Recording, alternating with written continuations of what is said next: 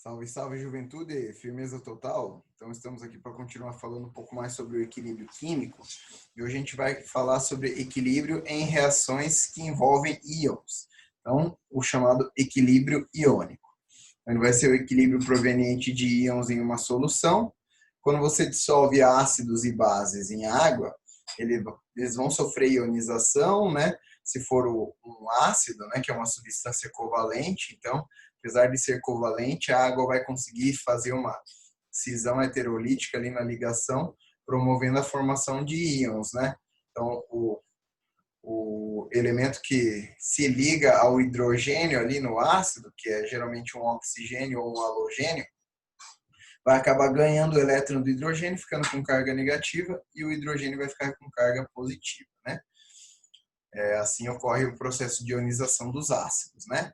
Ou também pode ser o processo de ionização das bases e dos sais, que é o processo de dissociação iônica, né? Ou seja, você já tem ligações iônicas ocorrendo na solução, em cada moléculazinha, né? E aí essas ligações iônicas são quebradas quando há o contato com a água e os cátions e ânions se separam, né? Então, dissociação é o processo de separação de cátions e ânions de uma substância já iônica, e a ionização é o processo de formação de íons a partir de moléculas covalentes, né? Que é o caso dos ácidos. A gente vai ter esse monte de íons em solução aqui proveniente do equilíbrio iônico, né? Aí,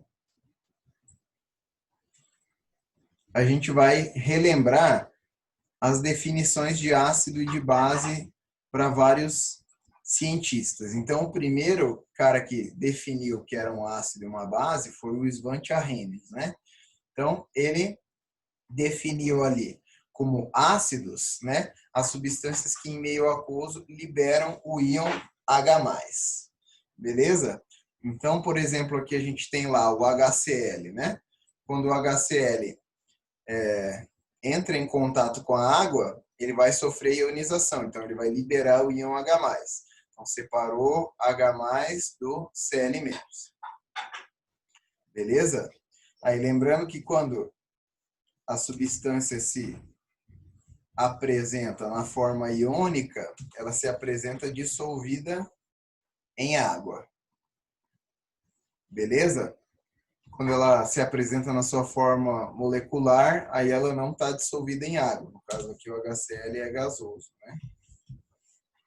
Por ser um equilíbrio químico, se HCl é gasoso, ele vai ficar um pouco dissolvido, mas o que não se ionizar, na maior parte, vai estar no seu formato de gás, né? Então, HCl gasoso, quando entra em contato com a água, a maior parte dele, por ele ser um ácido forte, né? No caso do HCl, 95% mais ou menos das moléculas dele se transformam em H+ e em Cl-, né? O grau de ionização dele é muito alto, então a maior parte das moléculas dele se ioniza formando o cátion H+ e o ânion Cl-, né? E isso vai ajudar ele a ser uma substância bastante solúvel em água. Beleza? Pela definição de Arrhenius, base, então, vai ser uma substância que libera o íon OH- quando entra em contato com a água, né? Então, o macete para você identificar pela fórmula termina com OH. Um ácido começa com H, né? Com exceção da água, toda substância que começar com H vai ser um ácido, e a base termina com OH. Beleza? Então, por exemplo, aqui, o hidróxido de zinco, quando ele entra em contato com a água, separa OH do resto, né? Então, vai formar lá Zn+2 e mais 2OH-. Ah, como que você sabe que é o Zn+2? Bom, primeiramente eu vou observar aqui, né? Quando for um ácido ou uma base, é bem tranquilo, né? Quando for uma base, todas elas vão ter em comum o ânion OH-, né? Esse ânion sempre vai ter carga -1. Cada OH vai ter carga -1. Então, se foram liberados 2 OH-, aqui eu tenho duas cargas negativas. Como antes eles formavam uma substância neutra de carga zero, então a somatória das cargas tem que ser igual a zero, né? Então, a carga do cátion mais a carga dos ânions tem que dar zero. A gente tem dois ânions, cada um com carga -1, duas cargas negativas, então o cátion vai ter que ter duas cargas positivas para que a somatória possa ser feita e as cargas serem mantidas neutras. Beleza? No caso dos ácidos, né, o cátion comum sempre vai ser o H+, então a carga do ânion ela vai sempre depender do número de íons H+, que são liberados. Aqui foi liberado só um íon H+, então a carga dele é -1. Beleza? Tranquilo? No caso aqui das bases também, mesma ideia lá. Ó, quando a base está no seu estado neutro, então ela não se apresenta dissolvida. Quando ela se transforma nos íons, aí ela se apresenta dissolvida. Então vai se apresentar na forma aquosa. Beleza? Nos sais também a gente vai ter esse processo de ionização, né? Então o processo de ionização dos sais é a separação do cátion e do ânion, assim como a base, né? Então lembra que os sais eles são formados pelas reações de neutralização, que vão ocorrer quando tiver um ácido reagindo com uma base, né? Formando sal e água. Então o sal é formado pelo cátion, que vem da base, e o ânion que vem do ácido, né? Aqui eu coloquei o ânion fosfito de magnésio. Então, perceba aqui. O cátion, geralmente ele vai ser o primeiro elemento. O único cátion que vai ser formado por mais de um elemento é o cátion amônio, o cátion NH4+. Todos os outros eles vão ser formados só por um elemento. Então, o primeiro elemento da fórmula é o cátion, o resto é o ânion. Então, aqui a gente tinha lá Mg3PO3,2. Aí o que aconteceu? Colocamos em água, separou o cátion do ânion, né? Como que ocorre essa separação? Então, o cátion é o Mg, que é o primeiro elemento, o ânion é o PO3, que são os demais. Beleza? E aí, para saber as cargas. Para saber as cargas, é bom você anotar isso aí, ó. Alguns elementos que têm cargas fixas que vão ajudar bastante a gente, né? Então, todo mundo que está lá no grupo 1 tem carga +1. Então, grupo 1, que seria lá Lina, Caras, Rubinho, casou-se na França. Beleza? Então, esse aqui seria o grupo 1. E também a prata. Todos esses elementos aí vão ter carga fixa sempre +1. Quem tem carga sempre +2? Galera do grupo 2. Então, Bela, Magrela, casou, senhor, barão, ratão. Além desses, o zinco, que a gente viu no exemplo passado também, ele vai ter sempre carga +2. Beleza? Aí carga +3. O alumínio vai ter carga +3 fixa. Beleza? Interessante também saber que o hidrogênio, também vamos colocar ele aqui, na maior parte dos casos, ele vai ter carga +1, sempre que ligado a metais. Beleza? Só para o hidrogênio esse caso aqui. Então, vou deixar ele em negrito aqui. Beleza? O oxigênio carga -2 também na maioria dos casos.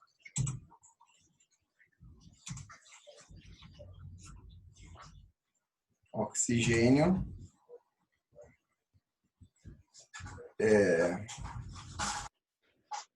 vamos colocar aqui.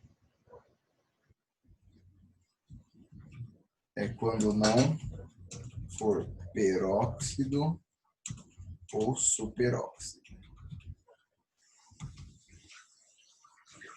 Peróxido mais clássico de todos lá é a água oxigenada. É o que vai ser mais cobrado em exercícios para vocês. Então, se o oxigênio aparecer em outro composto que não seja água oxigenada, ou que não fale no enunciado que é um peróxido ou um superóxido, a carga do oxigênio é -1. É -2, perdão. Quando for peróxido, daí a carga dele vai ser -1. Quando for o superóxido, aí a carga dele vai ser menos meia. O peróxido é bem mais raro de cair. Peróxido, se for o peróxido de hidrogênio, tem que ficar ligeiro. Beleza?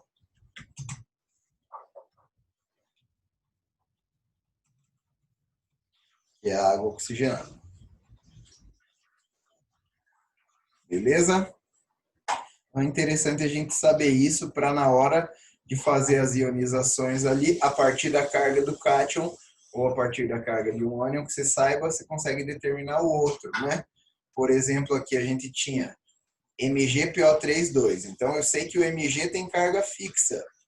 A carga dele sempre é mais 2. Se eu tenho 3 Mgs, ó, está formando 6 cargas positivas. Consequentemente, estou formando 2 PO3. Cada PO3 tem que ter carga menos 3. Beleza? Porque ele vai somar-se com a carga do Mg e aí tem que dar zero. Sendo assim, a partir da carga do Mg, eu consegui determinar a carga do PO3 para fazer a ionização corretinha do meu sal. Também lembrar de colocar aqui, né, sempre que ele estiver antes da flecha, né, que ele não se ionizar, está sólido, aqui ele está aquoso. Beleza?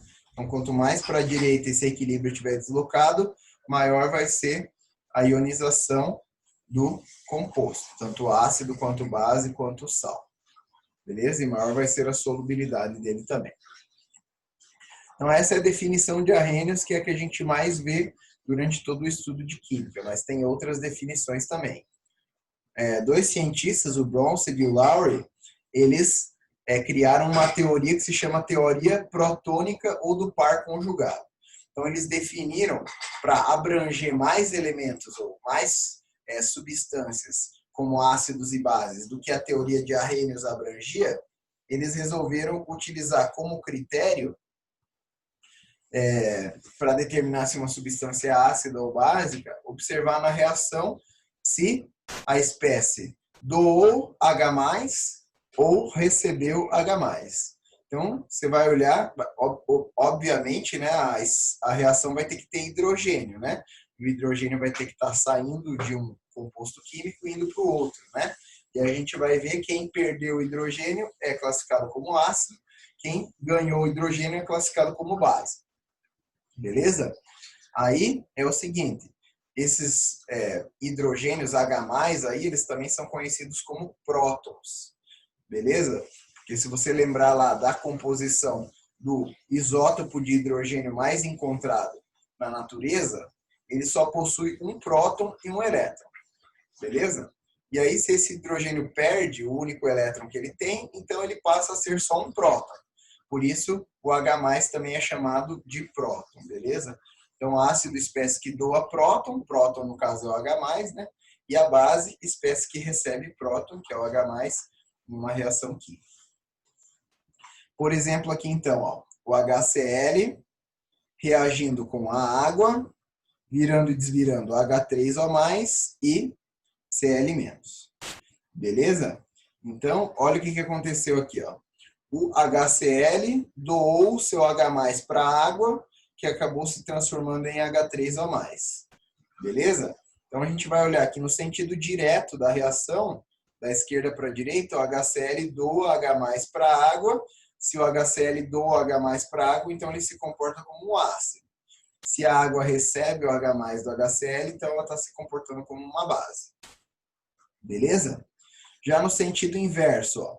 No sentido inverso, H3O+ doou um H+ para o Cl-, para ele se transformar em HCl e o H3O+ voltar a ser água.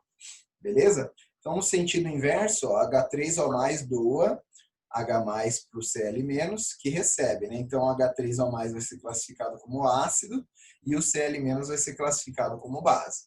Aí, isso é o que a gente chama de par conjugado. Então, a espécie que no sentido direto funcionou como ácido, no sentido inverso, ela funciona como base. A espécie que no sentido direto funcionou como base, no sentido inverso, ela funciona como ácido. Beleza?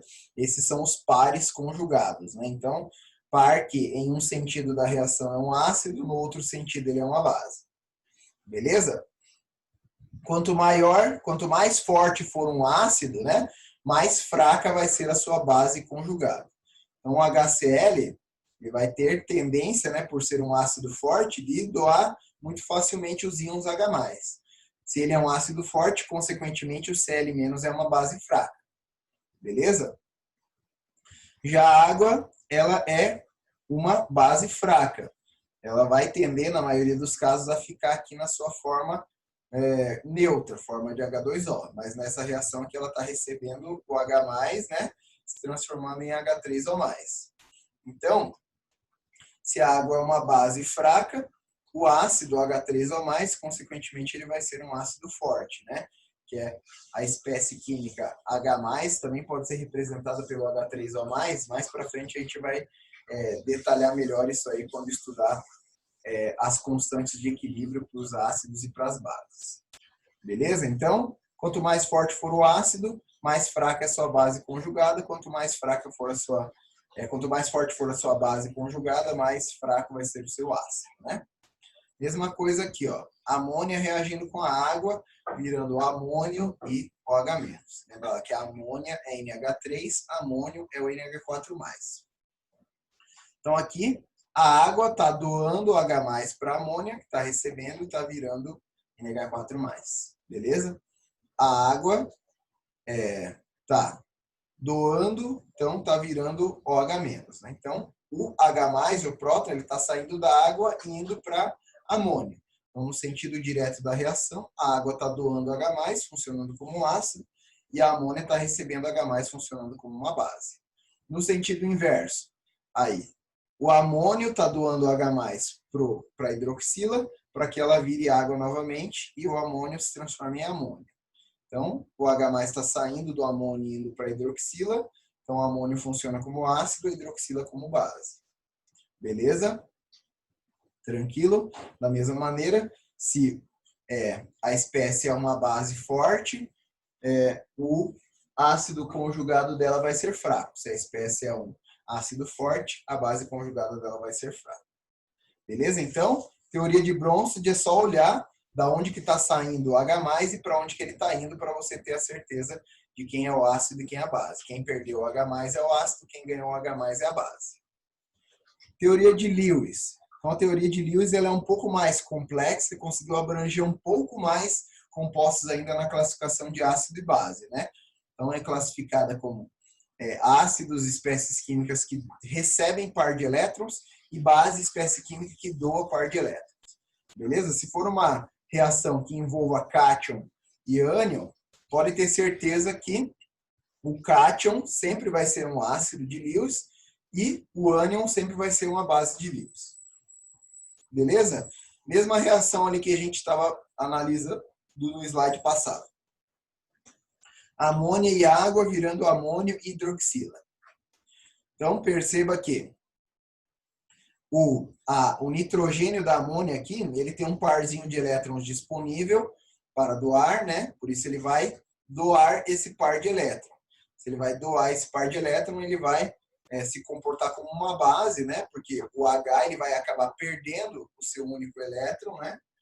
Para o OH, na cisão aqui que vai ocorrer na ligação, pois o OH ficou com uma carga negativa, então significa que ele roubou o elétron do H, né? E aí, o nitrogênio ele vai acabar doando esses 2 elétrons dele para o H, para que o H possa ficar estável, e aí formou o íon amônio aqui. Então, como o nitrogênio, que é o átomo que doou o elétron, está na amônia, ela é considerada a espécie ácida. A espécie básica, que doou par de elétron. Né? Então, o átomo que doou está aqui, ela é uma base. O átomo que recebeu estava aqui na água, então ela se comportou como um ácido. Beleza? E é mais difícil um pouquinho para você determinar se é um ácido ou uma base pela teoria de Lewis, porque se não houverem espécies carregadas, né, cátions ou ânions na reação, você vai ter que fazer a fórmula de Lewis, né, que é a fórmula que detalha todos os elétrons da camada de valência dos elementos nas ligações, né? E a gente vai ver espécies químicas que tiverem elementos com elétrons disponíveis para doar, então que já estão estáveis aqui, mas ainda tem par de elétron não ligante. Aí vai ser uma espécie, vai tender a ser uma base, né? Espécie química que vai ter característica para receber, né? Aqui, por exemplo, o H, que já tinha perdido seus elétrons, está querendo receber, então ele vai se comportar como um ácido. Beleza? Tranquilo? E aí, se tiver algum cátion ou algum ânion, você já sabe quem que é o ácido ou quem é a base, né? No caso aqui dessa reação, temos o ânion Cl-, então se tem ânion, ele vai ser uma base, e aí, consequentemente, o outro composto que está reagindo com ele vai se comportar como um ácido. Beleza? Então, olha lá, quem doou elétrons é a base, quem recebeu elétron é o ácido. Se tiver íon, né? Sempre que tiver um ânion, ele vai ser uma base, sempre que tiver um cátion, ele vai ser um ácido. Beleza? Então, a teoria de Arrhenius é a menos abrangente de todas, né? Classificando só como ácido e base aquele que libera H+, ou H- em solução aquosa, né? A de Bronsted é um pouco mais abrangente, então vê, quem está perdendo o H+ é o ácido, quem está ganhando o H+ é a base, e a de Lewis pela doação e recebimento de elétrons, né? Quem recebe elétrons é ácido, quem doa elétrons é base, beleza? Então, todo ácido de Arrhenius é ácido de Bronsted e de Lewis também. Aí, todo ácido de Bronsted com certeza é de Lewis, mas pode não ser de Arrhenius. E todo ácido de Lewis, você não tem certeza se ele é de Bronsted ou de Arrhenius, porque é a mais abrangente de todas. Beleza, pessoal? Então, detalhamos aí as teorias ácido-base. Nas próximas aulas, a gente vê as constantes de ionização aí para os ácidos, para as bases e para os sais. Obrigado pela atenção. Até a próxima aula.